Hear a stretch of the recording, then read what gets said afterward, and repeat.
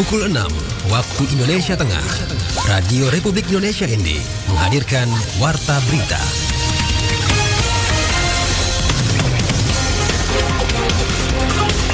Saudara selamat pagi, Anda mendengarkan Warta Berita Daerah RRI ND edisi Rabu 29 Januari 2025. Sari berita, memiliki 18 dokter ahli rumah sakit daerah Air Ramo menjadi salah satu rumah sakit rujukan di daratan Flores. Pemerintah Kabupaten ND diminta perhatikan pembangunan ruas Jalan Saga Sokoria, Kecamatan Dona Timur. Inilah berita selengkapnya bersama saya, Antonia Nona.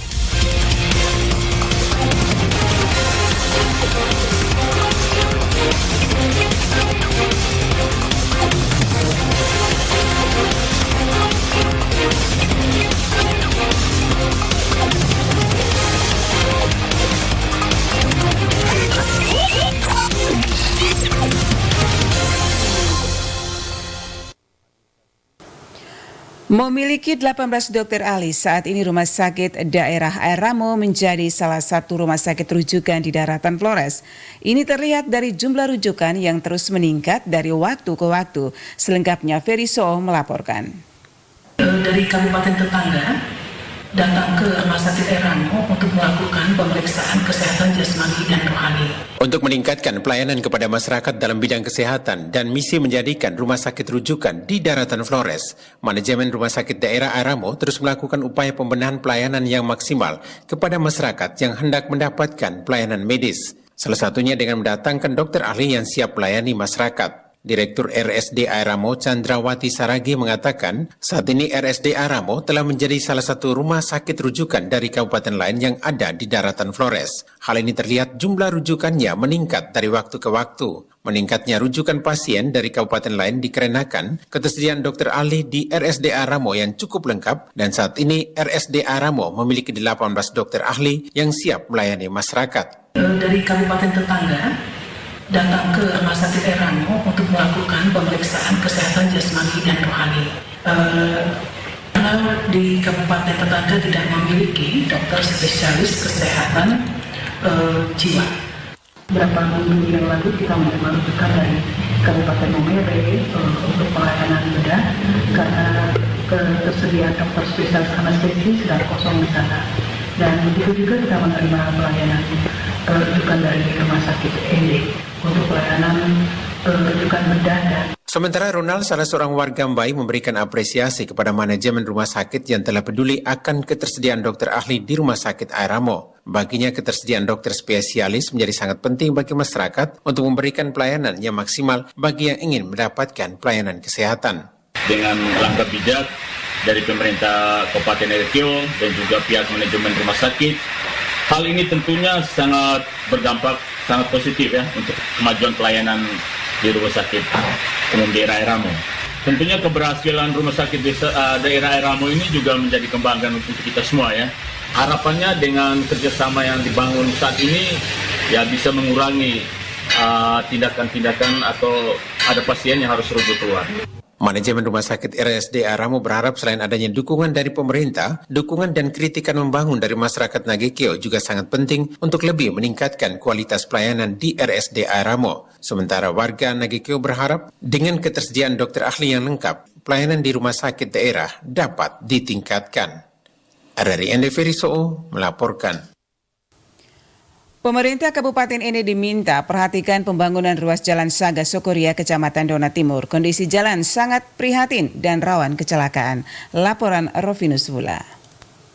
Pemerintah Kabupaten ND diminta perhatikan ruas Jalan Saga Sokoria, Kecamatan Dona Timur karena kondisi jalan sangat prihatin dan rawan kecelakaan. PLT Camat Dona Timur Nikodemus S. tiba ketika dikonfirmasi mengatakan ruas Jalan Saga Sokoria Demulaka wilayah Kecamatan Dona Timur sampai saat ini belum ada penanganan secara serius. Ia menjelaskan khusus ruas Jalan Saga Sokoria baik oleh PT SGI maupun pemerintah masih tarik ulur soal kepentingan Jalan Saga Sokoria, sehingga bagi pemerintah di tingkat bawah merasa kebingungan kira-kira penanganan ruas jalan tersebut dilakukan oleh siapa. Nikodemus mengakui sebenarnya bagi masyarakat untuk wilayah Kecamatan Dona Timur memiliki 3 akses jalan masuk, yakni Untuk wilayah timur mulai dari Moni, Jopu, Wolojita, Ailadu, Roga sudah selesai dikerjakan. Kemudian dari Desa Roga sampai Desa Saga melalui Desa Sokoria dan juga dari Desa Sokoria, Sokoria Selatan, Kurulimbu menuju Aikipa, Ndona sampai saat ini memang belum ada pekerjaan. Diharapkan pemerintah Kabupaten Ende bisa menyelesaikan pekerjaan jalan di wilayah Kecamatan Ndona Timur.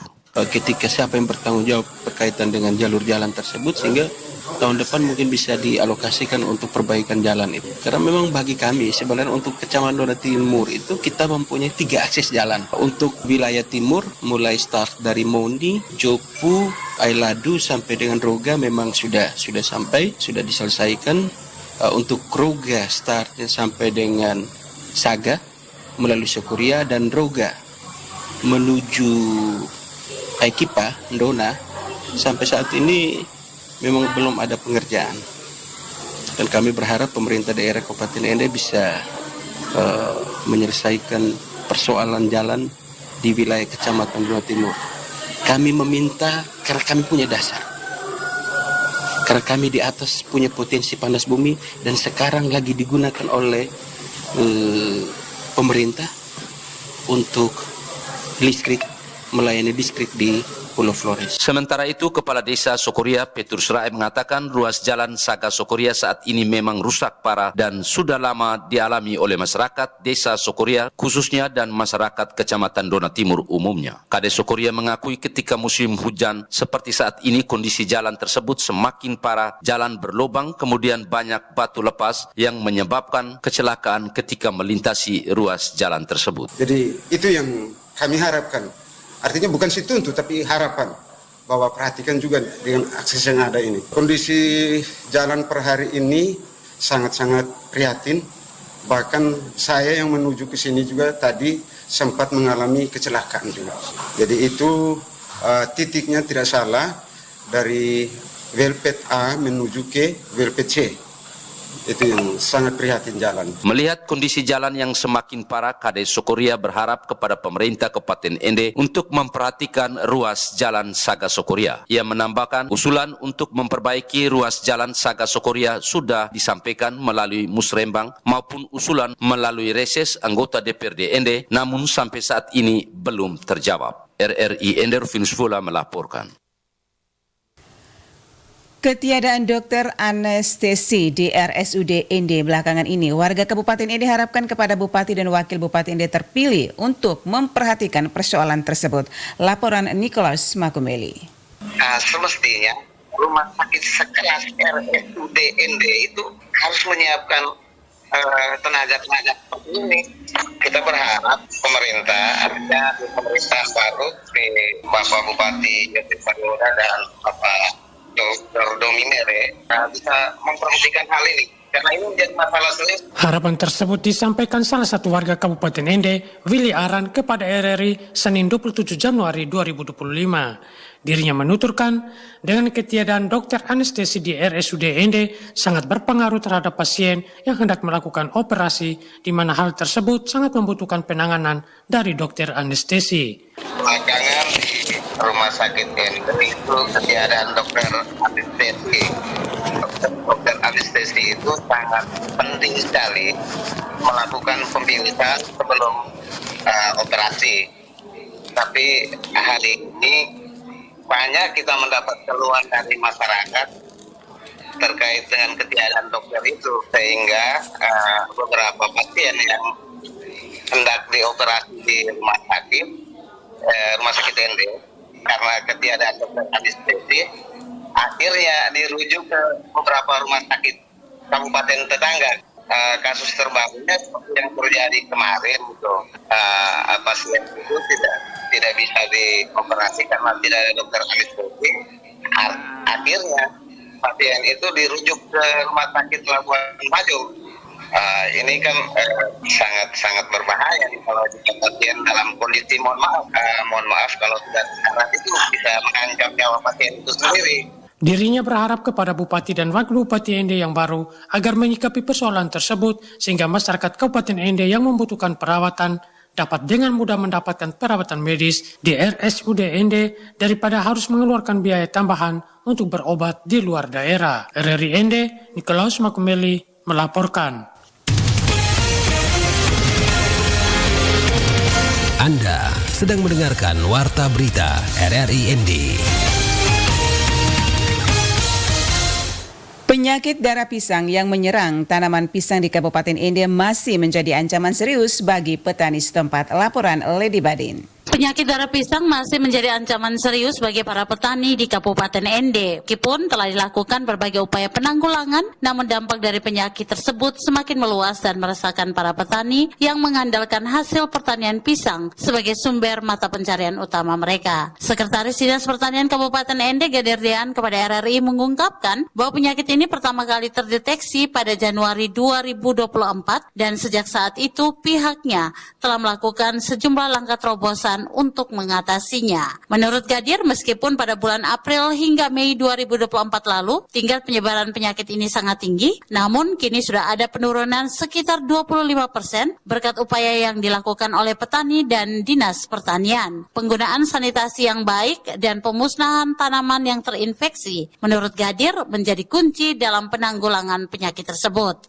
Penyakit darah pisang ini disebabkan oleh bakteri itu kejadian sejak dari Januari 2024.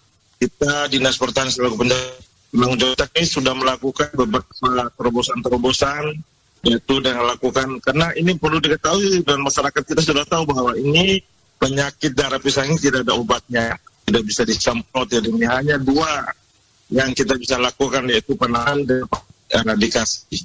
Hasil pemantauan kami untuk sampai dengan 24 ini sudah ada penurunan penyerangannya, tidak sedastris pada April-Mei sekali. Pada musim kemarau itu, curah hujan sangat rendah itu bakteri merajalela. Namun Gadirdian mengungkapkan bahwa ancaman penyakit darah pisang ini tidak bisa dianggap remeh, terutama menjelang musim kemarau. Dirinya mengungkapkan bahwa saat hujan reda, bakteri penyebab penyakit ini dapat berkembang biak dengan cepat, sehingga pengendalian sanitasi kebun harus dilakukan dengan ketat. Di tengah upaya pemerintah, beberapa wilayah di Kabupaten Ende menurut Gadir masih mencatatkan tingkat penyebaran yang tinggi, meskipun telah ada langkah-langkah pencegahan di tingkat desa. Gadir menegaskan pentingnya kerjasama antara petani dan juga pemerintah untuk terus menjaga kebersihan kebun guna mencegah penyebaran lebih lanjut. Kita menghimbau petani, sanitasi, kebersihan kebun, daun-daun yang kering segera dibersihkan, tanaman yang terserang segera dieradikasi atau dimusnahkan, dibakar. Sekarang ada tanda-tanda pemulihan secara bertahap. Dinas Pertanian Kabupaten Ende saat ini juga mengedukasi masyarakat tentang pentingnya menjaga kebersihan kebun dan tidak membiarkan kebun pisang menjadi sarang bakteri. Dengan adanya kesadaran dan tingkat pencegahan yang tepat, diharapkan wabah penyakit darah pisang ini dapat segera terkendali. RRI Ende, Lady Badin melaporkan. Pemilik toko dihimbau tidak lakukan bongkar muat barang pada pagi hari di sepanjang jalan pertokoan Bawah Ende. Laporan Suimam. Sekretaris Dinas Perhubungan Kabupaten Ende Ibrahim Selasa 28 Januari 2025 mengatakan demi kelancaran arus lalu lintas di pagi hari khususnya di sepanjang jalan pertokoan Bawah Ende, pihaknya telah mengeluarkan himbauan kepada pemilik toko. Himbauan ini bertujuan untuk mengatur waktu kegiatan bongkar muat barang yang dilakukan oleh kendaraan ekspedisi maupun truk agar tidak mengganggu kelancaran aktivitas masyarakat yang datang untuk berbelanja. Dijelaskan, kegiatan bongkar muat barang untuk kendaraan ekspedisi dan truk sebaiknya dilakukan pada pukul 2 siang. Ketentuan ini diberlakukan agar tidak terjadi kemacetan atau gangguan arus lalu lintas di pagi hari yang kerap terjadi akibat aktivitas bongkar muat di area pertokoan. Hal ini diharapkan dapat memberikan kenyamanan bagi masyarakat yang berbelanja serta menjaga kelancaran kegiatan ekonomi di pusat kota. Silakan bongkar muat barang, tapi jam aktivitasnya jam 2 siang. Jam 2 siang karena pagi dari jam 8 sampai jam 1 itu kita beri kesempatan teman-teman kita, rekan-rekan kita untuk berbelanja area toko maupun di area pasar. Tidak boleh mengganggu dengan aktivitas bongkar muat barang. Itu sangat mengganggu kemacetan arus lalu lintas yang ada. Lanjut Ibrahim, Dinas Perhubungan Kabupaten Ende juga menegaskan bahwa ketentuan tersebut wajib dipatuhi oleh seluruh pemilik toko yang ada di sepanjang jalan pertokoan Bawah Ende. Apabila ada yang melanggar ketentuan ini, pihak pihak dinas akan mengambil tindakan tegas mulai dari pemanggilan pemilik toko untuk menghadap hingga memberikan surat teguran tertulis sebagai bentuk sanksi. Nah, sekarang kami berkoordinasi dalam hal ini dengan teman-teman kepolisian dan lantas. Kalau memang hal ini tetap diindahkan itu, dan kita akan menggunakan pasal 22 2019 ini tentang lalu lintas angkutan jalan. Dari kami juga ada petugas PPNS yang ada di perhubungan nanti mengambil tindakan. Dalam hal ini, yang punya pemilik kendaraan itu langsung menghadap ke instansi dinas perhubungan, memberikan surat teguran tertulis nanti pada mereka supaya tidak boleh terulang kembali. Ditambahkan, pihaknya berharap agar semua pemilik toko dapat bekerja sama demi kelancaran arus lalu lintas dan kenyamanan masyarakat. Dengan adanya pengaturan waktu bongkar muat barang ini, diharapkan tidak akan ada lagi gangguan yang merugikan baik bagi pengusaha maupun masyarakat umum. Berita terakhir, untuk menjaga keaslian budaya, para seniman terus berkreasi dan berinovasi agar cakatinding, alat musik tradisional Manggarai, tetap relevan di tengah perkembangan zaman. Laporan disampaikan Mario Alberto langsung dari Ruteng, Kabupaten Manggarai. Merupakan arti dari kata caka, yaitu pengganjal atau penahan, dan tinding itu senar yang menghasilkan bunyi.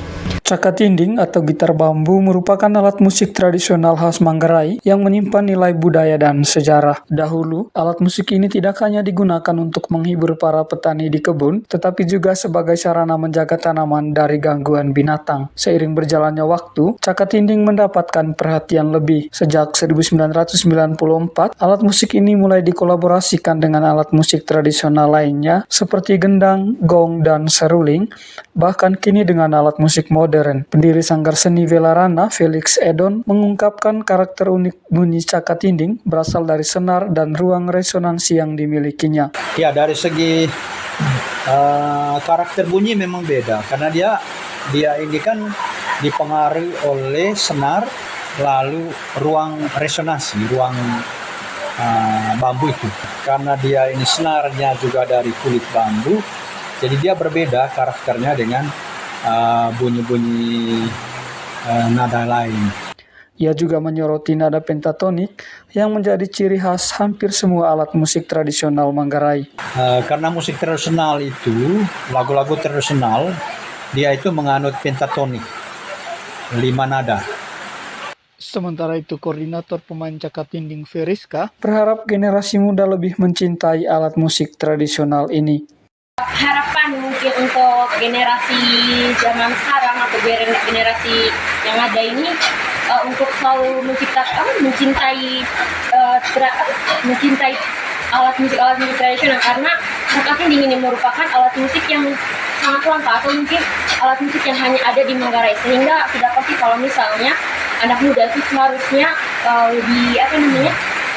lebih mengutamakan tradisional. Yang mungkin untuk saat ini adalah alat cakatinding, yang mungkin dengan alat cakatinding ini dapat membawa baik daerah Manggarai sampai ke mancanegara, sampai di luar kota ataupun sampai di luar negeri.